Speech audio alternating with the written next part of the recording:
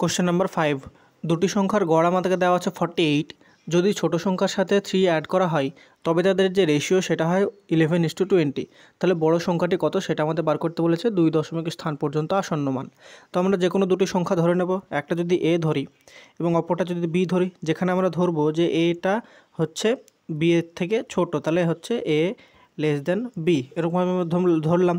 তাহলে বলেছে দুটি সংখ্যার গড় যদি আমাদের 48 হয় তাহলে দুটি সংখ্যার সমষ্টি কত লিখতে পারি, তাহলে a plus b is equal to 48 multiplied by 2, তার মানে এটা হবে 96। তাহলে এটা আমরা লিখতে পারি a plus b is equal to 96। গড় থেকে আমরা সমষ্টি বার করলাম।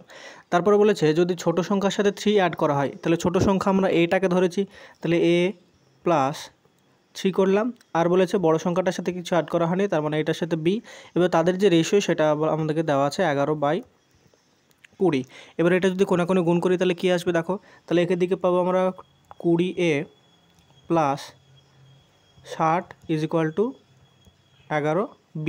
সমীকরণটাকে একদিকে নিয়ে আসলে আমরা পাবো 20a minus 11b is equal two -60।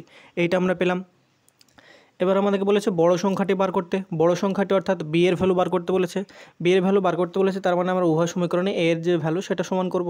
দ্বিতীয় সমীকরণে এর ভ্যালু আছে 20 এবং 20a এবং প্রথম সমীকরণে আছে এ প্লাস বি। তাহলে প্রথম সমীকরণটাকে আমরা যদি উভয় দিকে 20 দিয়ে মাল্টিপ্লাই করি তাহলে উপরে 20 আর নিচে 20 কেটে যাবে, তাহলে আমরা বি এর ভ্যালুটা বার করতে পারবো। তাহলে এই সমীকরণটাকে 20 দিয়ে মাল্টিপ্লাই করলে আমরা কত পাবো, 20a plus 20b is equal to 96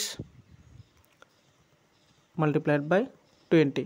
আর তার সাথে যোগ করব কত, 20a অর্থাৎ দ্বিতীয় নম্বর সমীকরণ minus 11b is equal two -60।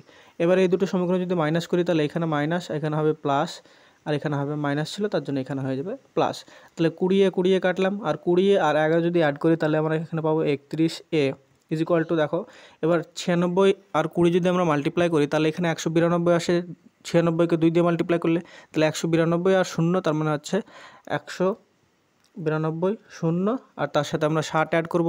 তাহলে 60 অ্যাড যদি করি তাহলে আমরা এটা কত পাবো, 1980 পেয়ে যাব। তাহলে এ ইজ ইকুয়ালটা আমরা লিখতে পারি 1980 ডিভাইডেড বাই 31। এইটা যদি আমরা ভাগ করি তাহলে এখানে আমরা এটা বি হবে, তাহলে বি অর্থাৎ বড় সংখ্যাটির ভ্যালু আমরা পেয়ে যাব।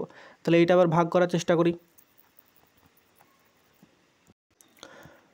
আমাদের ছিল 1980 আর এটাকে ভাগ করতে হবে 31 দিয়ে। তাহলে এই 31 দিয়ে যদি ভাগ করি তাহলে 3 7 হবে 21, 200 পার হয়ে যাবে, তার মানে আমরা 3 6 18 অর্থাৎ 6 আর 3 6 18, 186।